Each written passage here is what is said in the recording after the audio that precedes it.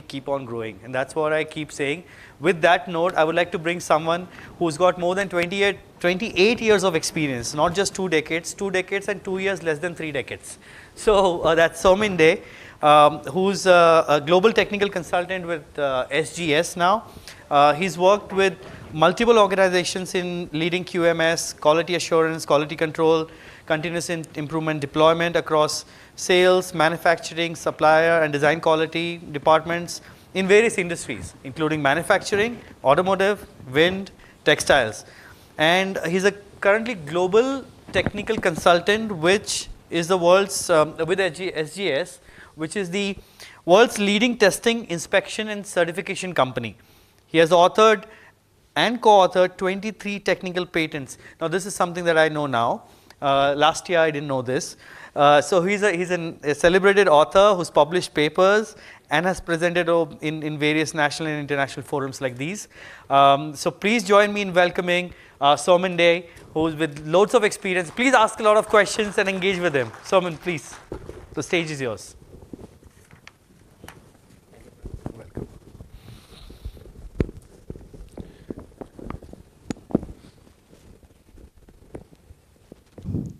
Good afternoon, everyone.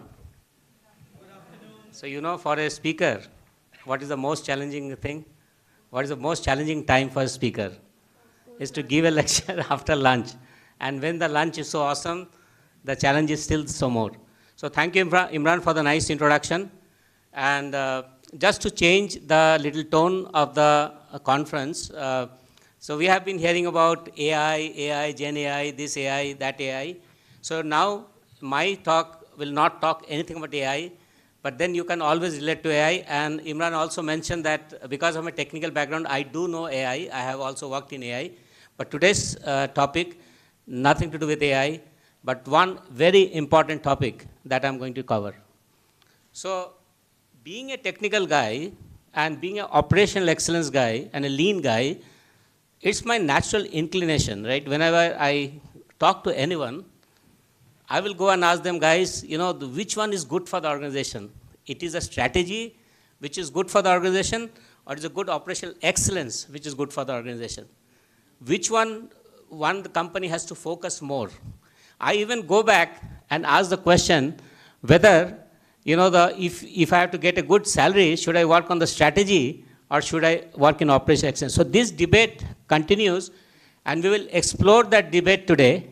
It is one of those ragging questions, right? So if you recall your college days, no matter what you tell, when people ask you, when the senior asks you a question, no matter what you tell, the senior will always have an opinion. So coming to this question, good strategy versus good operational excellence, no matter you take any side, there will be the other guy who will say, no, the other guy is important. So we will dive deep into this topic today and see how operational excellence also helps in the growth of the company, and how does a good operational excellence company look like, and what actually means, right? What are the various telltale signs that shows that the company is really operational excellence ready? Okay, so not to go into the definition, we already know strategy is all about what and why, and operations is all about how. So we all know that. So today's topic, as I mentioned, will be about operational excellence, the symphony of a manufacturing process. Being a manufacturing guy, I will use a manufacturing example to help you understand the key reason why operational excellence is so important.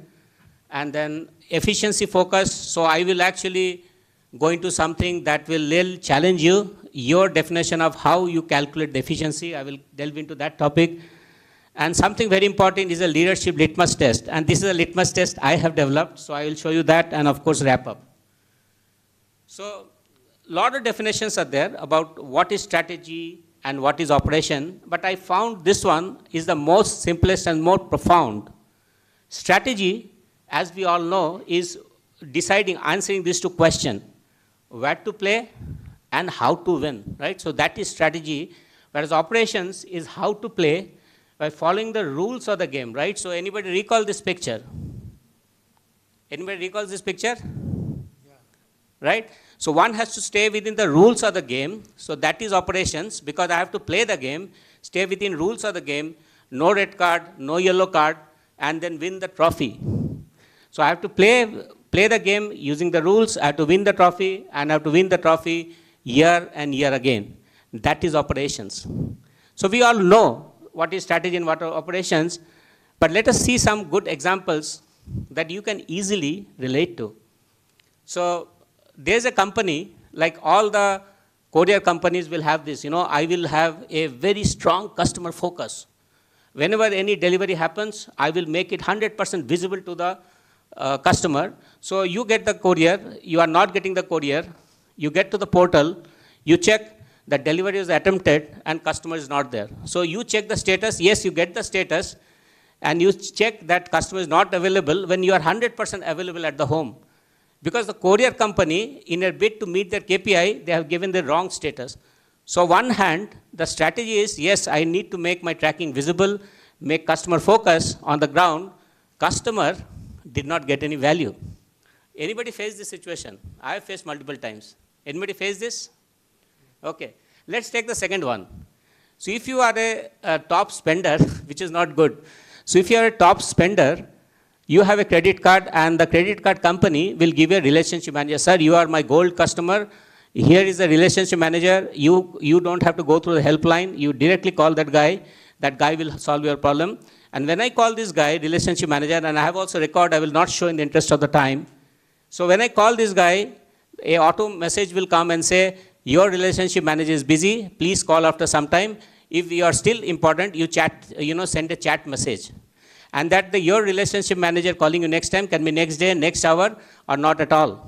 Again, a good operational, a good customer strategy, customer focused strategy, no value for the customer. So something is missing, right? Something is missing here. Let me give you more examples which are more relatable to you. We talked about a lot of sustainability. So these photos are taken from my mobile phone, from railway station. So on the left, if you see, that railway station is following some direction of sustainable strategy where the garbage segregation happens. I actually went closer to the garbage bin. I looked at it, and the garbage was fully mixed. So there was no wetter, no dry garbage. Actually, you are lucky if you see the garbage on the bin itself, because the garbage is also lying outside. So that is the sustainable strategy that you see on the railway platform. See on the right side, this is from a one metro station in Kerala. So they actually went a step further, and they put 4 different bins. When I went there, I looked at it, and again, there was nothing inside, all fully mixed. What does this all story tell? All these stories tell that, yes, there's a good strategy. So at a leadership level, at a board level, yes, I have a sustainable plan, see the photos, all photos will be shared. But see the value, see what happens on the ground. This is what happens on the ground, and this is an operational excellence challenge. Okay, so let's go further. So what is operational excellence? Operational excellence is delivering a product service to the customer with the shortest total overall duration, at the lowest overall project cost, with the highest amount of value and quantity. It is not about meeting some checklist. It is not about showing those bins on the platform and making nice presentation to the board, but at the end it is about value.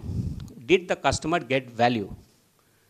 Okay, so let me use to drive home the point with a nice cool video. I know I'm taking a risk. It's post-lunch and this is a symphony, but it's just a 30-second symphony, so let me play that and hope it works. Sound doesn't come.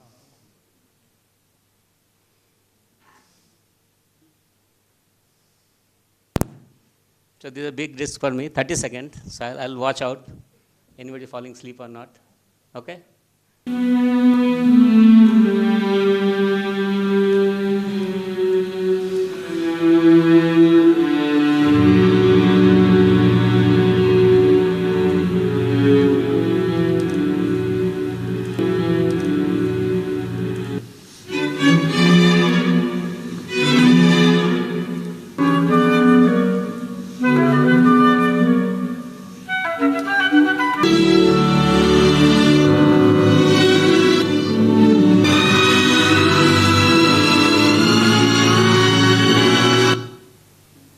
So that was pretty short. So what did you see? All are playing in harmony, right?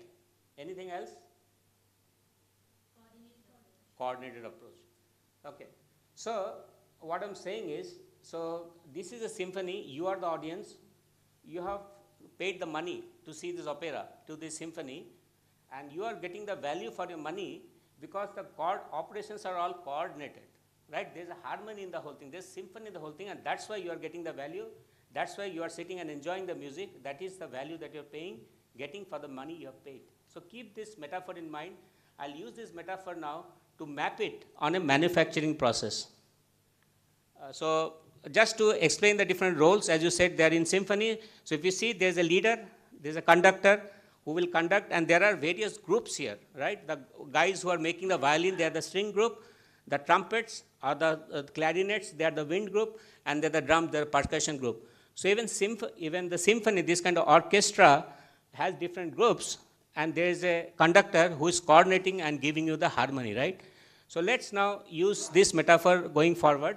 But I'll just use one more thing. So if you see, these are all different kind of groups, right, in the white circles. But imagine there are some walls in the circle. So all these guys are like now inside a wall, and they can see to each other, but they cannot hear to each other. Will you get the symphony? So no need to answer that. You will get the answer yourself. So imagine the guys are performing with the walls around. What happens? So now I will map this symphony into a manufacturing process. So in a typical manufacturing process, as I am from manufacturing, I am using manufacturing example. So there is a sales guy who gets a big order from the customer. He said, sir, I got this customer order. So he meets his sale number. Customer said, give me 150 castings by next, say, 15th of the month. So he gets the number, he meets his sale target, he converts that into a sales order. The sales order goes to various departments. Finally, it comes to production planning and control. It gets translated into a weekly plan and a daily plan. And the daily production supervisor take that particular slip and start doing the operations. So the first operations for casting is melting, where all the metals will be put on a furnace, and then all the different proportions will be made, and the molten metal will be formed. That metal will now be poured on a ladle. The ladle will be carried in the molding boxes. The molten metal will be poured on the ladle, and the metal will take the shape of a casting. After that happens, the next operation is fettling, which is nothing but removing the extra metals, which is equivalent of a grinding. So that is called fettling. After fettling, it goes to a painting, and then it goes to assembly, then goes to dispatch, and then it gets to the finished good yard and gets loaded on the truck. So it goes through a journey. Now, if you start mapping this journey, right, so there's a melting, there's a waiting. There's a molding, there's a waiting. There's a fettling, there's a waiting. So there is a wait and process cycle. Do you see a problem here? What is the problem here? The problem here is not that evident, but let me help you understand the problem.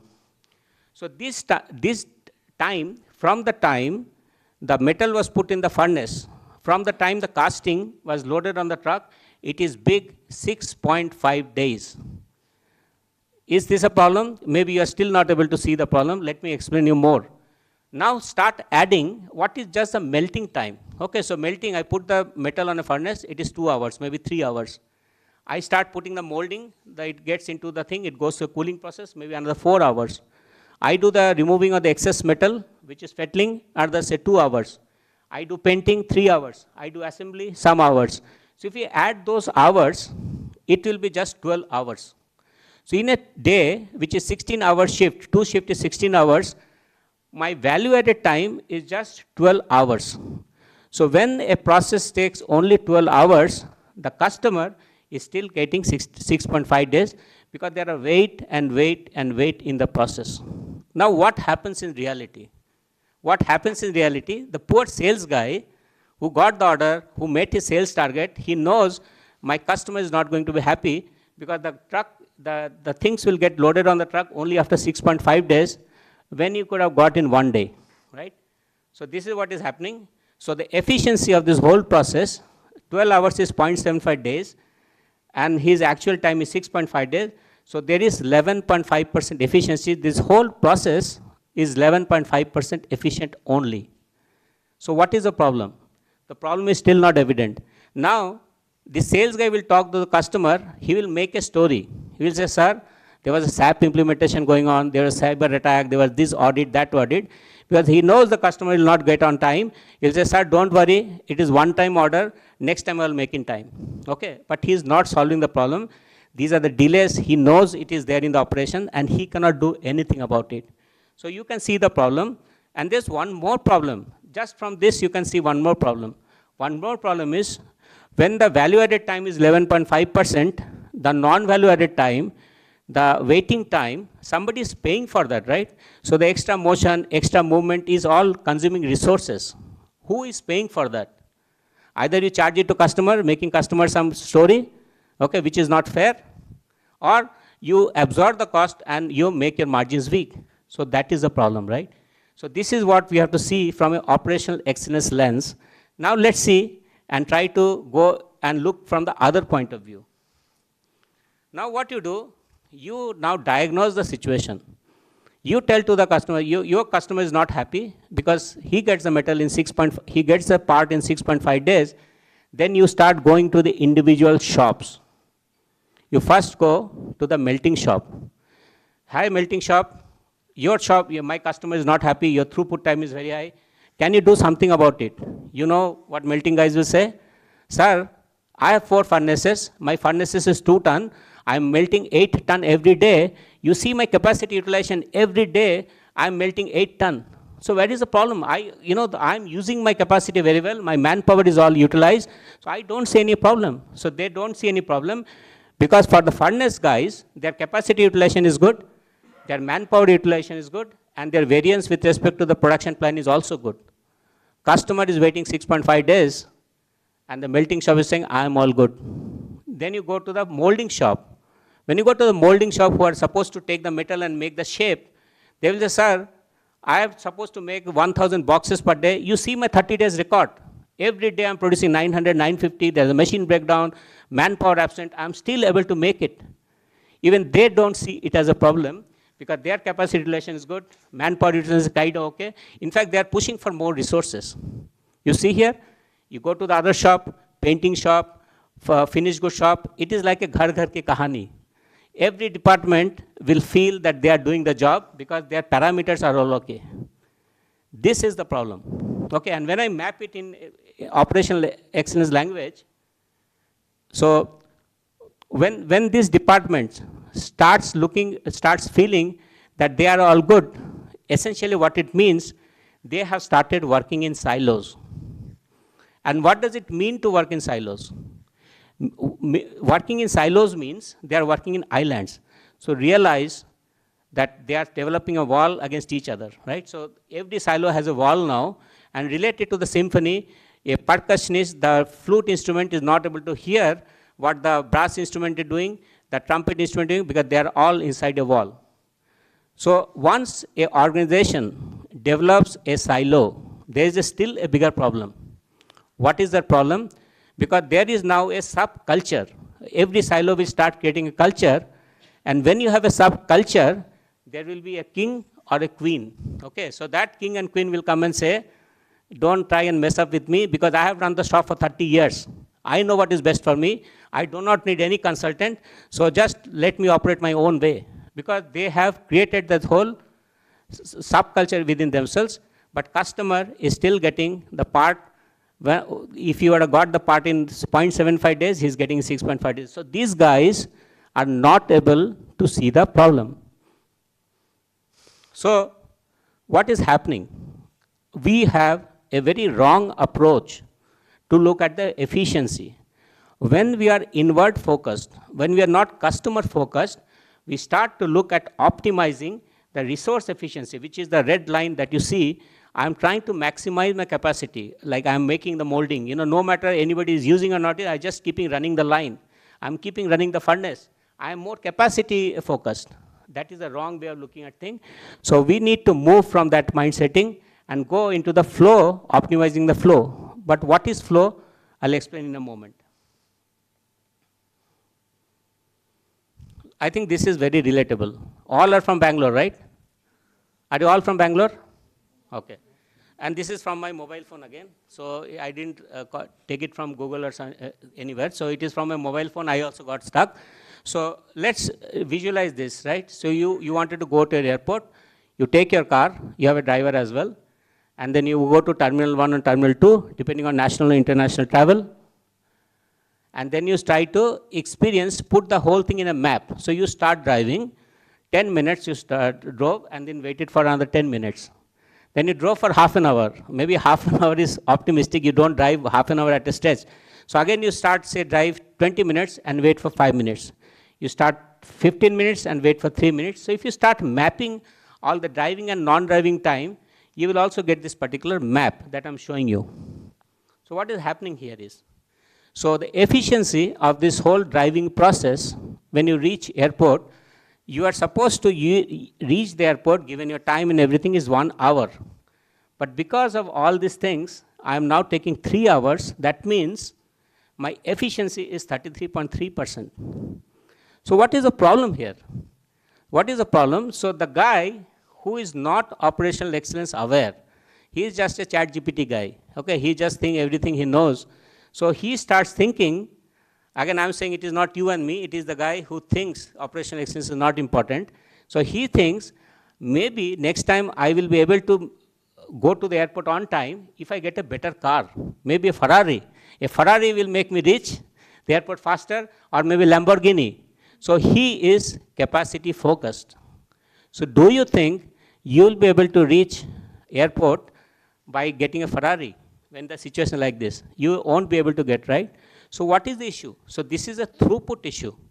You are unable to get to the airport at 1 hour when the desired time of 1 hour, we are taking 3 hours because you are getting stuck somewhere, and you are getting stuck because of, why you are getting stuck?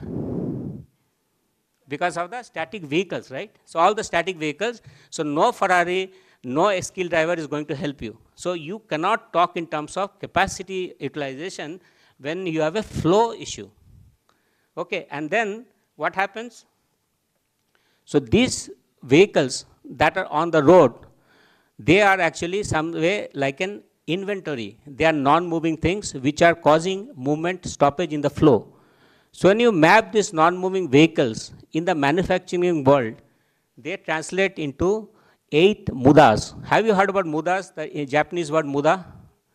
Muda is a waste, right? So inventory that you saw on the road, the non-moving vehicles which are not adding value to you are mudas. So in an industry, in a manufacturing setup, and maybe in any process industry, even in the service industry, we have this kind of muda, which is the transport muda, which is the inventory muda, motion muda, waiting muda, over processing, over production defects. I think some alignment issues have happened, no worries. So if you are having some excess material which is not adding value, if your operators are doing extra, so suppose I have to do a production here and I have to go to that part and bring the whole part here and then assemble, that is my motion muda. So if I have defects, right, so I'm not able to produce part at a defect quality, at a right quality, that is a defect muda. So there are 8 mudas. So just like the vehicles on the road, these are the things that are causing impediment why the customer is not able to get the product in 0.75 days. These are like a blockages. So the first thing a operational excellence guy or operational excellence company has to do is to remove these all impediments to improve the flow. So I just want to change the paradigm. So we have to stop looking from a capacity optimization look and move to a flow optimized. So first thing what you have to do is remove all those defects, all the inventory, excess motion, extra processing, and make the flow. First problem that has to solve is the throughput problem. And when we say we have to improve the flow, not only we have to improve the production flow, we have to improve the internal logistic flow, how the raw material is coming to the machine, how the raw material is getting loaded, so that is internal logistics flow. How the finished good material is putting on the ship, how it is going on the port, how it's getting unpacked, packed, that is the external flow. So if we have to satisfy the need of the customer, we have to look into improving the flow, and there are various kind of flow. So we have to move our mindset from a capacity optimization point of looking at things to the efficiency, flow efficiency point of looking at things. So now it is easy, right? So there are 8 mudas, okay? So anybody can spot the 8 mudas. So suppose some company is facing this throughput issue, they say, yes, I want to improve my customer satisfaction, my customer is not happy, so they will hire you. They will hire a consultant, maybe they will hire me. I will go, in 2 to 5 days, I will find out these 8 mudas, that is simple. But the finding the 8 mudas will not solve the problem, because there's one more issue here. Just by identifying the issue, it is not going to help. There's one more issue. What is that issue? That issue is a leadership issue, right? I think in all our previous speakers, everybody is talking about any transformation needs leadership. Now, this is the litmus test that I have designed. You will not get in Google, ChatGPT, or maybe DeepSeek, because this is something which I have discovered with my own experience. So I was working with one client in UAE, and then they wanted me to improve their flow. I said, I will not travel, sit with you all the day, so I need a key liaison person who is going to work with me closely. And you know what the leadership did? They identified a guy who is actually available, a guy who is sitting, waiting for the job to come. He said, come here, work with Soumen. The moment a leadership gives a guy for such an important work who is available but not capable, that transformation is not going to happen. So one of the litmus tests for leadership, whether the leadership is a good leadership to enable digital transformation, to enable operational excellence transformation, is whether the leader focuses on giving a guy who is capable versus a guy who is available. So this is a litmus test which I have faced, and I have used it multiple times, and is highly robust test, I would say.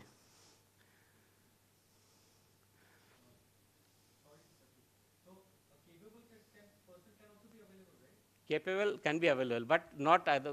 See, the definition was there. So see the definition I used for available. A person sitting idle waiting for the work or appearing busy. If the leadership looks for, because in an organization, many guys will do like this, right? So appearing busy, available, so if the walk fast, carry notebook. So if the leadership knows, okay, so this guy is anyway sitting out, come from work is Soumen. That whole transformation is not going to work. Okay. So that is one part. And I will tell you the other part which will not, if you do not tackle this, your transformation will not happen. So again, little bit inquiry for you. So what do you see here? What do you see here? $10, right? Somebody speaking for the dollar. So imagine you are in shop floor.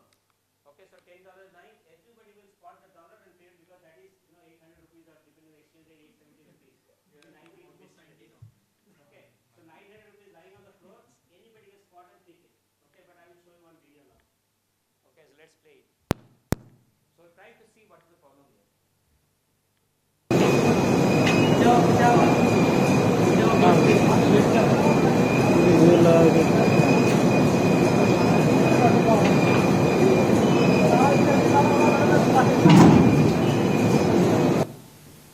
Okay, so these are again real video taken from mobile phone.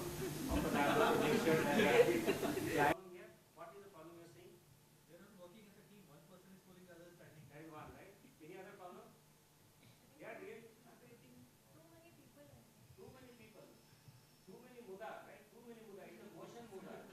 Because from the time there are first of 4 people, if they have a good tool, that tool can easily lift it. I can have some nice tool which will lift it. So I have a motion muda.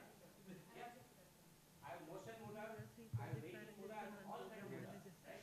And also in a lean language, there is another term called moody. Moody is a strain. So these guys are also in the process hurting themselves. You can spot a $10 bill lying on the shop floor, and the whole organization cannot spot this one. So do you know this delay cost how much? This delay will translate into lakhs, and maybe multiple lakhs of rupees. So this is causing a production delay. It is causing the work injury. So any organization which is unable to spot this kind of muda muri, which is also a leadership issue, is also not ready for the operational excellence transformation. So these are 2 tests that you need to do. Apart from creating the flow, you have to make sure leadership is aligned, and these are again one of the tests. Everywhere, everybody, every day, the organization has looked for such muda and waste it, because first thing that any operational excellence transformation happen is to have to improve the flow, and improve the flow can happen only when you eliminate all these kind of mudas, right? So this was one example, but I have plenty of examples. I will not use them. So I'd like to sum up with the following notes. So it is not about capacity utilization. It is not about, like I am keeping my workers busy, I am making them eligible for the bonus. It is all about improving flow by elimination of muda. Because at the end of the day, you are experiencing that melody of the symphony because there is a flow there. Each department is able to hear what the other department is doing. See, in the symphony, if you relate now, I said I will relate it. In the symphony, imagine they are sitting in a glass door. They can see each other. They cannot hear. So this melody will not come. They will not know when to start the work. They will not know when the note is coming down, when the note they have to pick up. So everybody is working in silos. So if the organization works in silos, it will obstruct the flow. And if it obstructs the flow, it is actually not an operational excellence transformed organization. So the first thing we have to do is to improve the flow by elimination of muda. And we have to improve the flow, not only the manufacturing operations, internal logistic, external logistic, business process, even the invoicing process. There will be a lot of muda, right? The invoice, payment process, business process, everybody has a muda. Can we hunt for those mudas and improve the flow? Get the leadership involved. I gave you very basic, simple tests. So use those tests and find out whether the leadership you are working with is a light leadership for the transformation. So either change the leadership or you change the organization. But you cannot have both to get the transformation. Because if your leadership is not onboarded, rest assured, you will only spend time. You'll not get, you will not get the transformation done. And run your operations, not only one operations, all the operation in Symphony. That means silos, you have to break the silos. The team has to know, the team has to listen to when the work has finished and when I have to take up. When this thing has done, so the waiting, the muda is reduced. In the Symphony, as you saw, so there was no waiting, right? The one note is coming down, other note was picking up. One note is coming down, other note, so there was not waiting. Little exaggerated, but then this is what you have to run the operation in muda. And if any organization which is operational excellence transformed, there's only one outcome that will happen, which is massive and sustained growth. So hence, it is not just the strategy, it is also a good operational excellence that is going to deliver value for your customers, and both probably are important, if not one. Thank you very much.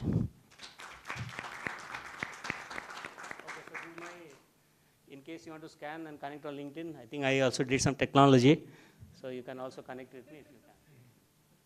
Okay, so any question? Thank you, Soumen, for the wonderful insights that you've generated on operational excellence. We were able to relate to it because we ourselves are also part of the operational excellence team.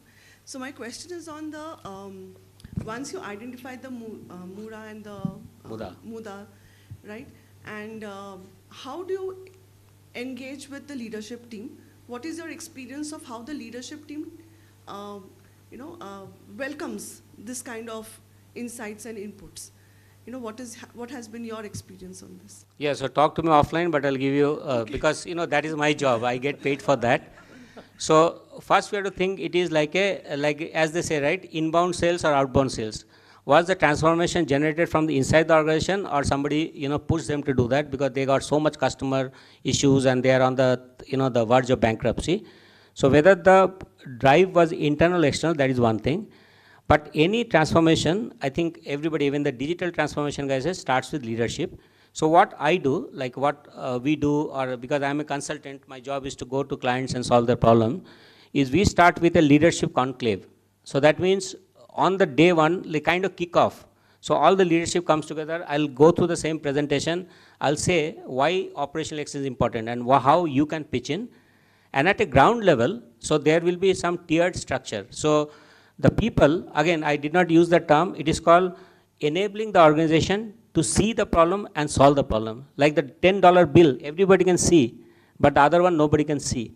How can we transform the organization to see the problem and solve the problem? So that is at the ground level. So that is tier one. Then ground level issues, if the workers are not able to solve, it goes to the next level. That is tier two. And like that, it goes to the board of director or the chairman. So we have to create the tiered structure in which the issues get escalated and do that.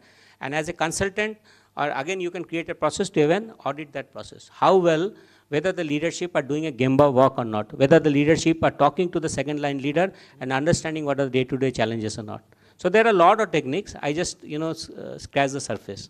But it has to have the leadership. As I said, if you cannot change the leadership, then you can probably change the organization as well. Otherwise, you'll just spending time. And how do you conduct the litmus test? Yeah? And how do you conduct the litmus Yeah, test? the litmus test, I said, I have given the name because I wanted to give some cool name. This is my test. Even that capable and available is my term. It will not give in DeepSeek also. DeepSeek is more modern, right? You'll not get that whole thing. So leadership test is when, as a consultant, when you go to a client has to work with you, right? And I cannot work with all the people. I will work with 1 or 2 people. So I'll say I need a guy, I need a Kaizen promotion officer, or I need an operation excellence lead who's going to work with me when I come back to India. So he's the guy, all the question and everything, I will want to do that. If that guy is a guy who is a clerk or who is a security guard, he gives to me because security guard, I actually got a guy who was an admin guy. Okay. His job was to receive the, the customer sales call, because when you call a helpline number in a company, there's a first line of, the response. When I asked for that guy, I was given that guy. I protested like anything. I took 3 months to change that guy and get a capable guy. Okay. For operational excellence, we get admin people. I'm telling you, that was an extreme test. So I designed the test, and whenever next time I go, when I start doing a problem, I don't tell them I'm doing a litmus test on them, but I see that if that guy is not capable, I have to do something about it. Yeah, so one question here. So typically my experience in operational excellence has been that everybody wants excellence in operations, but nobody wants to do the hard work. And a lot of times when we show the mirror to the Right. organization, that's also sometimes not very welcome, because it looks like we are showing, how do I put it, a Yeah, negative so side. your question reminds me here. So people who are sitting in, AC, PC, DC, right? Did I use that term last time? You use that term, right? So your managers who are AC, PC, CC, okay, I'm again exaggerating, okay, I have to make it lighter. AC, PC, CC means they're sitting in AC room, they're working on laptop PC, and all they do are mailing and doing CC, okay. So if I have a AC, PC, CC leaders, when they get this picture, they will be hugely excited. Man, see, this is what I wanted. You're going to see, all the dustbin segregated, nicely demarcated. Audit is passing, do you have a sustainability plan? Do you segregate the garbage? Yes, I segregate the garbage. On the ground, you see what is going on. People actually don't throw in the inside. It is outside only. When I was taking a picture, some guy was noticing why this guy is taking the picture. Because I wanted to see how the operations are working. This is operation. This is where the operations has failed. Strategy was very good, right? Because of the thing, there was no KPI, no monitoring, no penalty mechanism, and everything has failed now. It's just a showpiece. Yeah, so my question was actually that a lot of times when we start an operation excellence journey, and it probably takes a long time, that a lot of our time goes in the education aspect of it, or Absolutely. the awareness aspect of it, right? Because our leaders also want it, but may not really know what goes into it, right? And they're not able to really relate to a long-term aspect also as well, or what is it that they'll get out of this function or this unit, right? So I think we spend a lot of time doing the education and awareness. So is there some shortcut that you know of that can help us as well in that journey? Again, I have to understand your context, but the education, like education, right? You only retain 5% of what you hear, right? But you will retain 90% of what you do. So unless you engage the leadership, do some work. Okay, so I need you to present. I need you to go to the shop floor, get the pulse of the people, and present to the consultant in the next visit. Okay, and for consultant, we have a very good thing, because they listen to us. Maybe because of my gray hair or something, they'll listen to me. So I'll say, I will not get I will not like the presentation from your workers. I will like presentation from you. You make the leaders, the work on it, and that is also a good way to drive down the message. Again, talk to me, discuss the individual cases. Maybe I can give some best practices. Any more questions? We can take it after during the next break. Operational Excellence says we are going off the time. Soumen, thank you so much for your time today. It was pleasure having you and lovely hearing your thoughts. Thank you so much. Station.